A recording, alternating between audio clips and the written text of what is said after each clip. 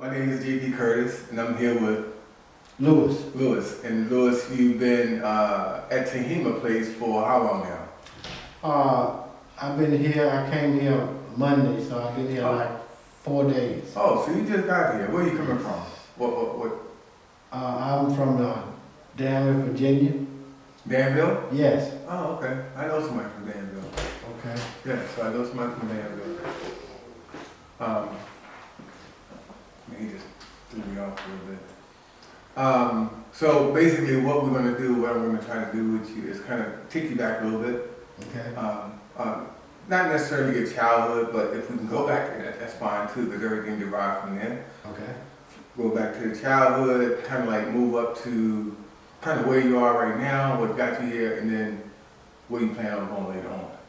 Okay. So if you can just describe a little bit of your childhood, how did you grow up? Was it a two-parent household? Do you have siblings? Where do you fall within, your siblings? Okay. First one, second one? Okay. Well, as far as I can go back and remember, I remember things my mother used to tell me about childhood. But as far as I can remember, I lived in a one-parent household, just my mother. And it was nine of us, eight of us now. I had one sister, my baby sister, she passed away, I guess about 3 years ago. She passed away from cancer. And it was 9 of us, but I had a different father from the rest of my 8 sisters and brothers. You were the only one that had a different dad? Everybody else? No, it was not. It's 9 of us, and I was next to the youngest. Okay. Okay, my youngest brother, he had a father, and I had a father. Then the other 7 had a father who was my stepfather, Okay. because that's who my mother was married to. She was never married to me or my younger brothers. Okay. Dad. Mhm. Okay, and I can remember. I can remember my stepdad coming to visit my other sisters and brothers. Mhm. But I think my whole life, I think I've seen my father like 4 times. Mhm. I saw him one time when I was about maybe 6 or 7 years old. Then the next time I saw him, I guess I was about 14, 15. Okay. And then when I saw him again, I was an adult. As far as my mother and my sister and brothers, I don't felt like I was treated any different. But I felt. So you felt safe, secure, normal upbringing? Yes. My mother was, at the time, I felt like my mother was like protective of me, because I guess she could sense that I felt Okay. like more like a less than feeling. Mm-hmm. Like I always felt like I never equaled up to it. Okay. Wasn't good enough? Right. I wasn't able to. I felt love, but I felt like I didn't look as good as the rest of my sisters and brothers. Okay. Because I looked different, because I looked more like Good my man. father's side of the family. Right. And I felt like most of them looked like my mother's side of the family. Okay. So, age-wise, as you coming up in age, elementary, junior high, when did you first get introduced to either drinking or some type of drug? As far as I can remember, I think I was between 11 and 12 when I took my first drink. First drink? Okay. Yes. I had me and my older brother. Our brother was the next oldest above me. Me and him used to hang out with these other 2 guys. I was in like what I guess you would call it middle school, Mm-hmm. and my brother was in junior high. And one of the guys was in junior high, and the other guy he had finished school. He was working. Mm-hmm. So, and we used to get allowance every Friday. You know, my mother, you know, our parents used to give us an allowance. And the older guy used to get the money and get us all that little beer and little cigarettes and stuff. And we lived like in a country town. And we used to have a little spot in the woods. We used to go in the woods and smoke our little cigarettes and drink our alcohol. Okay. See, because the older guy, he didn't want nobody to see us Right. drinking with him because he was of age and we wasn't. Okay. And that's the first time I can remember that we should get the big bottles of beer and one pack of cigarettes. You know, that was enough for us, you know, at our ages. Mm-hmm. And you know, and my brother would always tell me, go home, man. We gotta go straight to bed because we can't let mama see us like this. Okay. And that's what I did. How long did that last? That lasted for a while. For a while. Meaning what? I would say I think my mama probably learned that we was drinking and stuff as far as I can remember. I mean, we was about maybe 14, 15, maybe Okay. 16, something like that, when then she realized Mm-hmm. and that we was drinking. And so then we had to sneak even more. And she would get on us and punish us and wouldn't let us go nowhere. We had to go straight to school and back home. But as soon as she took us out of punishment, we went right back. Okay. You know, because I felt like I found the love of my life. Because I was like a quiet person, didn't talk much. Mm-hmm. But when I drank, you couldn't stop me from talking. Found this super thing. Yeah, so I was, Right. oh man, I can say what I want to say. Okay. And that made me feel good. Right. Okay. You know, so I found, it was almost like I found a friend. Mm. And you know, so it didn't stop. It just, Did it escalate into anything else? Or was alcohol was your only drug of choice? no, Alcohol. actually, I hadn't really found, I thought there was, but actually that wasn't, then I guess I was in my 20s. Mm-hmm. That was the first time I experimented with crack cocaine. Okay. Man, then I really was in love. Mm. That became the love of my life. Okay. And you know, and that was First time? the first time. First time. Okay. Yes. The first time it gave me a rush, man. Like a rush, like no other. Okay. What did it do to the alcohol? Did it set it aside a little bit, or you just? Well, It it's was both. kind of hard to explain because alcohol made me able to say whatever I wanted to say that I wouldn't normally say Okay. if I was sober. It was that liquid courage. Right. Okay. But then the crack made me silent and go somewhere and sit somewhere in a corner. Isolation. Yes. Okay. But I didn't like the way it silenced me, but I loved the way it made me feel. So when was the first time that it had some type of impact on your life that was exposed and it kind of got you in trouble? From the first time. What happened? Because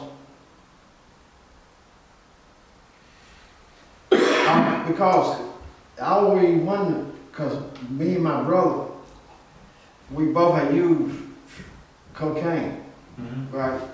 And he could say, I ain't gonna spend my $50 when I go out tonight. And he gonna spend my $50. Okay. But I was gonna spend every dime I had. Mm. Okay. And then I could go to him and ask him for money. And if he had spent what he said he was gonna spend, he would say no. Okay. So you was living where during this time? At that time, both of us were living there with my mother. So you still living with your mom? Yes, Okay. yes. I'm still living with my mother at that time. Okay. And how old are you now?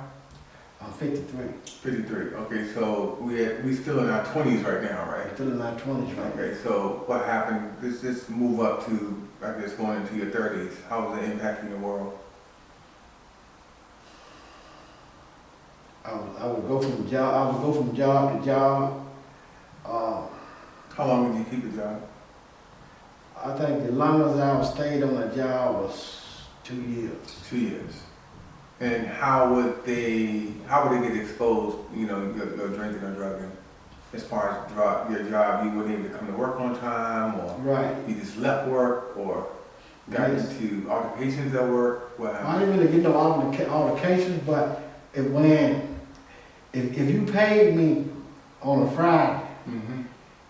and told me that I had to come to work on a Saturday, I didn't make it. Okay. And if I made it, I was all sluggish and tired. Okay.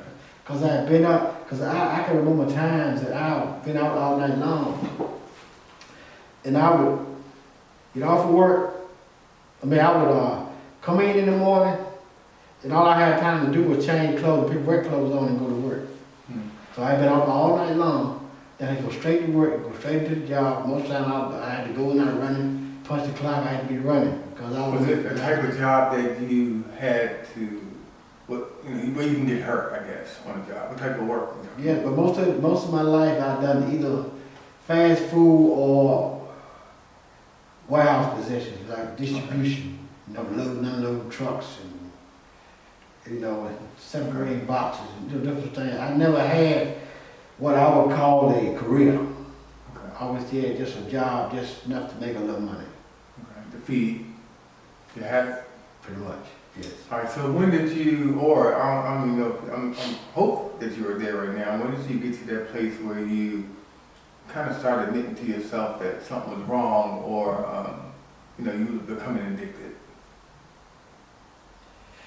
Well, I've known all this time there was a problem. Okay. Because I would look around and I see other people having things that I wanted, but I couldn't get them because the drugs came first. But I think the first time that I can remember, I went to this recovery place in Roanoke, Virginia. This is the first time going into a recovery? The one you're talking about now? Well, I went to like the meetings, the support meetings, like the NAA meetings. Okay, and what made you go to that meeting? When was that meeting? No, what made you go? What prompted you to go? On your own, or? No, people was telling me, Okay. I got a problem. Okay. Something wrong, man. And then my baby sister, one that passed away Mm-hmm. from cancer, she was working at this restaurant, called Shoney's. And she met this guy. He was clean. He was recovering addict. He's dead and gone now. He was a recovering addict, and she was talking to him. And at the time, I was staying with her. Okay. And she was telling him about me, and he was telling her about this program that was saving his life. Mm-hmm. So I thought of going to meetings with him. Okay. That was the first time I got clean, but How was that first meeting for you? I mean, sitting in that room, hearing people tell their story, hearing things that you was very familiar with, identifying with things, that, oh man, I did that same thing. How was that for you? well, when I first went there, I was terrified. Okay, you was terrible. And I did the same thing that I did when I used drugs. I found the nearest corner. I didn't even have enough courage to sit in the circle with the people. Okay. I was sitting in the corner and listen. Okay. And they finally, drew me out and said, come on, play with us. Come on, and I was terrified. And what made me realize that I read that reading, who's an addict, Mm-hmm. live to use and use to live. In Okay. other words, my whole life is selling drugs in one form or another. Okay. And I felt like that little short read, Right. described me to a T. Okay. And that's the way I felt. All right. So after that, how did you get involved? How did you start? Did you start going to meetings on the regular, or? Yes, because I would go to meetings until I got paid. Oh, okay. And once I got paid, I would start back using. Okay. And I did that until I think I went to this program. It was in 2007. Okay. And I went there, and I went back and forth there. Was it residential or It was You had to stay? Yes, yeah, I stayed. How long? I think I stayed there one time about 30 days. Mm-hmm. I came home and I relapsed the same day I got home. Same day. So what was going on right in that moment when you relapsed? When I got home, man, there was a store right next door to where I live. Okay. And I saw somebody.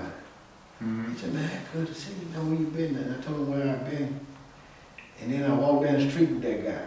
Mm. Okay. And I had a few dollars in my pocket. He had a few dollars in his pocket. And I got high. So how about the next time you went back to recovery? I mean, inside of a home or a program? And when my mother found out, they took me back the next day The next to two. the place. Okay.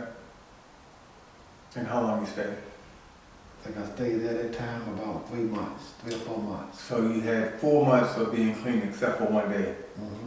Okay. And then I went home again. So this is after that 3 months. Mhm. You come home again and Did the same thing all over. same thing, same day? Same day. Same day, okay. And then what happened? And then I came home, I think I stayed that time. That was in 2007.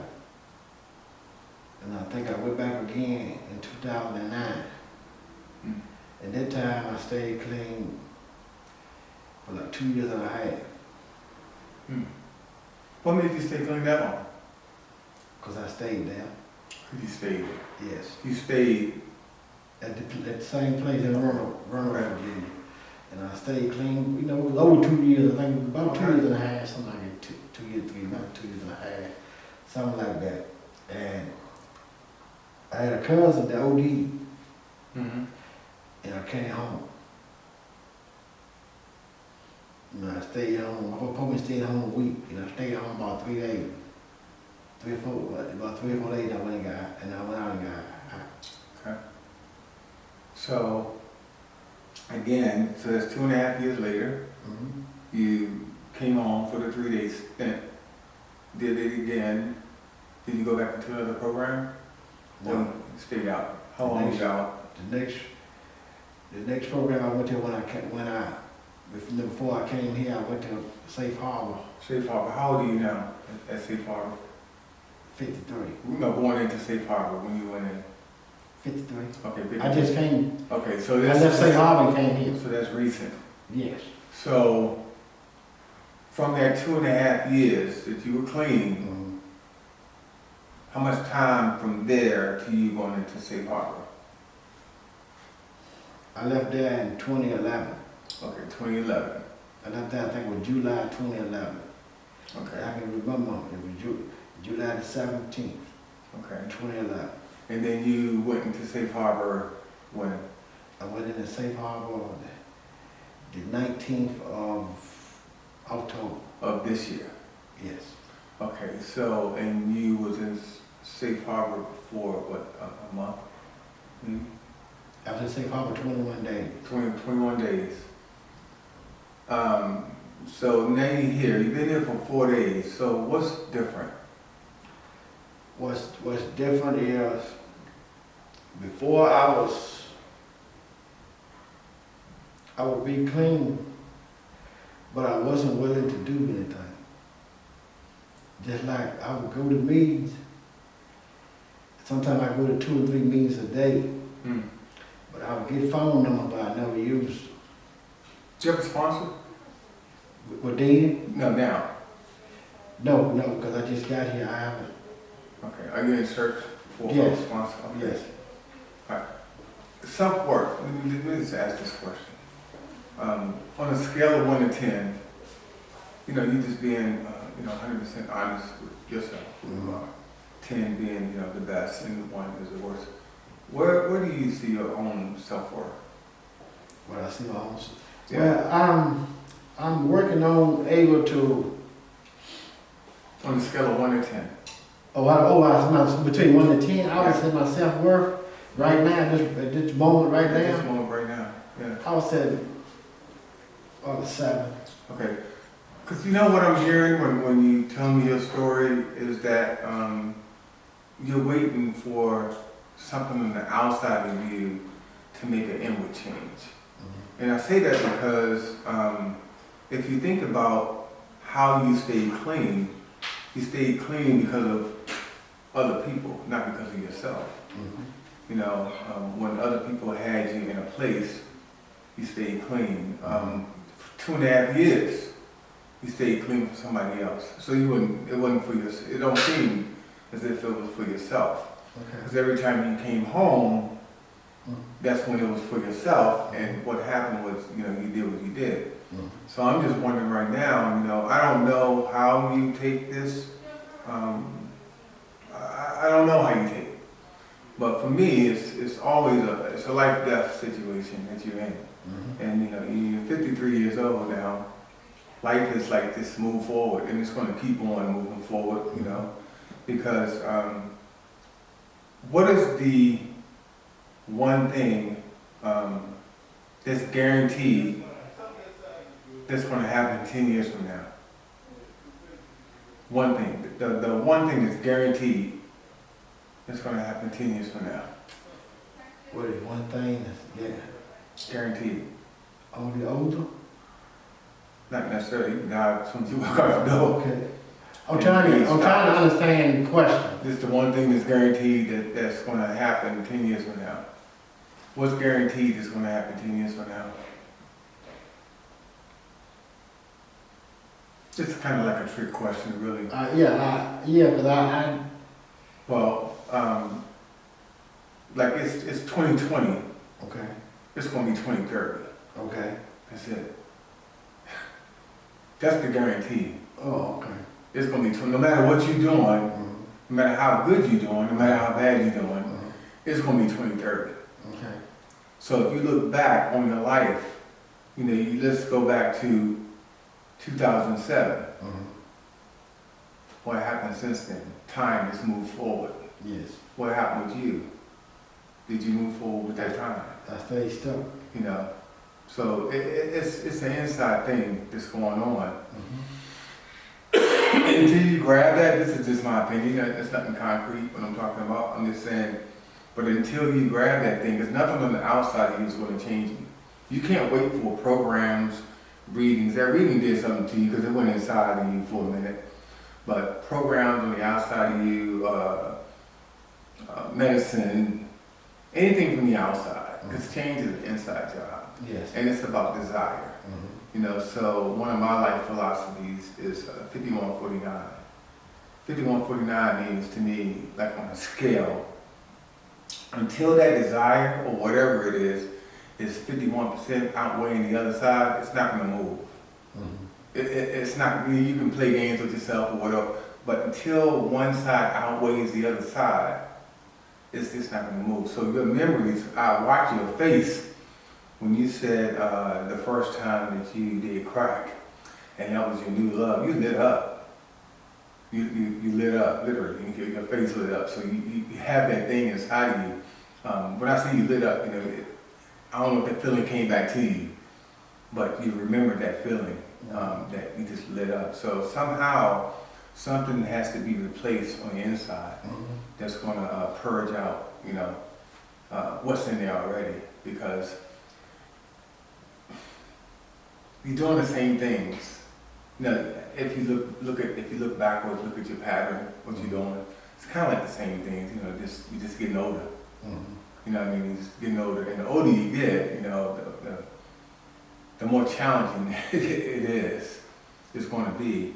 And then as far as, you know, working and going back out into society and making yourself marketable, the older you get, you know, the harder it is. Right.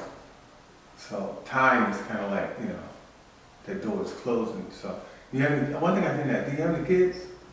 Well, I have one daughter, yes. How old is your daughter? 15. 50. Do you have any communication with your daughter? Yes. Like how often? I mean, normal relationship? Yes, pretty much every day. Every day. When the last time you seen her? The last time I saw her was before I left coming to St. Paul. Okay, so, and we're going to sum this up with this. So if you could the best way you can, let me say that, the best way you can. If you can just look at you, and you're the only one to know what you do. Nobody else will know everything that you do. Some people know what you show them, right? Mhm. All the other stuff, we don't know, I don't know what you do. So keeping that in mind, and you're the one to know everything that you do, all of the times you could have got caught doing something you just didn't get caught doing or whatever. Mhm. So looking through your daughter's eyes at you, what kind of father are you to your daughter? And I'm not talking about materialistic stuff. I haven't been a good father. What does that mean? What does that mean to her or To to you. me? To me, Yeah. it don't feel good. Once I sit down and think about it, and think it over, it don't feel good. Does she deserve what you're giving her? No. How full is your cup? You know, because I look at it like, okay, if your cup is 60% full, 40% full, you can't give more than what you don't have. Okay. Which means you can only pour into your daughter 40% Okay. because that's all you have. Mhm. Is it fair to her? Now, that's on the outside, but it can't, that's part of your makeup, you know. That's your existence, that's your legacy that you're leaving behind. Right. So I don't know the relationship that you have with her. I don't know your conversations that you have with your daughter. But that's that one piece that maybe you can hold on to that will make you look at things different. I don't know if you journal, I don't know if you write her, I don't know what you do. But I just know that, you know, you just shared this with me. And I appreciate, you know, you sharing what you did with me.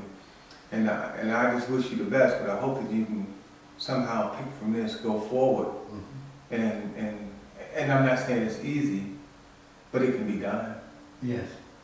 I mean, because with you, you have some people that have things, and let's use your sister, and I'm not trying to bring back a bad memory, but I like to use your sister. And she passed away of cancer, right? Mhm. Which means she had something inside of her that was growing, that basically she had absolutely no control over Okay. to a certain degree. You know, she could change certain things that maybe would have gave her a little bit more life, but it was inside of her and she had no control over it, blah, blah, blah. With you, yours is, if you stop putting substance inside of you, you're gonna get better. You will, because your clarity gonna all come back to you. And it's not like you don't know right from wrong, because you do. You understand right from wrong, but if you keep it in your mental and take it from here, because every time something is wrong, you know it's wrong, you know, we can rationalize it, make it better. We can, if I do it, it's not gonna be that bad. That's from here, but your heart is always saying, you know, that's not what we're supposed to be doing right now. Mhm. So all I can say to you is, from this point forward, hopefully you can pull something from inside of you that will help you move forward and not let you go backwards to what you did before, because you're going to be released here, I'm assuming in 25 days maybe. I don't know how much time you have. Yeah, right. So this, your 30th day here, when you being released, what does that look like? Well, if I stay on the right track and keep doing what I'm doing, keep being willing to work on myself. Well, one thing that you just said that hopefully you can switch up a little bit, because you use that word, that's a horrible word to use, that's the if word. You gotta speak things of life. Okay. So you're saying if, you should say, when I leave up out of here, this is what I'm gonna do. Oh, okay. You know what I mean? It's a whole, I don't know, it's a change of thought, it's a change of heart, it's everything has to change if you're serious. It's a life-death situation. Yes. And it is a disease, you are not your disease. Okay. You know what I mean? So I just wish you the best of luck. I am gonna be this thing now. Wish you the best of luck, and I appreciate you being honest and candid and open with me, and do your thing, move forward. Appreciate you. Thank you. Yep.